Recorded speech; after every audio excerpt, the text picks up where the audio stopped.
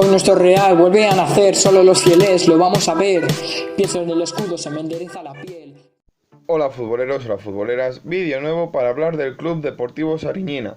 Y es que este año, en el 2020, el equipo monegrino celebra su 75 aniversario, 75 años de su fundación, y qué mejor manera que comentar un poco la historia del equipo de Sariñena. Y es que cuando se fundó el Club Deportivo Sariñena fue como Club Deportivo Sariñena Educación y Descanso, un nombre bastante curioso.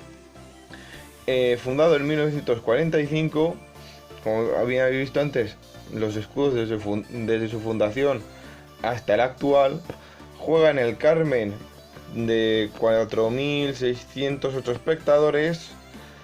La verdad que un campo bastante majo para la localidad y de césped natural. Y es que también antes, en 1922, ya existía un club que se llamaba Fútbol Club Sariñena, que también vestía con camiseta azul pero con pantalón negro. Para más adelante que se hiciera oficial Fútbol Club Sariñena. Desapareció y las Juventudes de Sariñena crearon en 1941 el Club de Fútbol Sariñena Frente Juventudes, para más adelante ya dar paso a lo que hoy en día es el Club Deportivo Sariñena.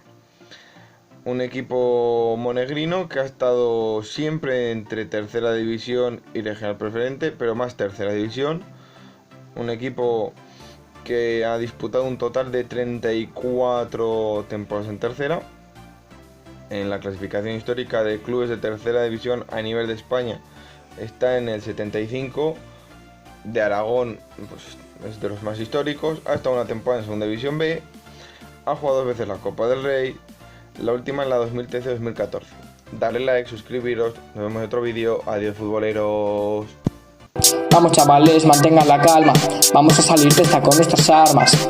Nuestro león volverá a rugir, pase lo que pase, vamos a sobrevivir. La Romareda significa sonreír, aunque a veces no os toque sufrir.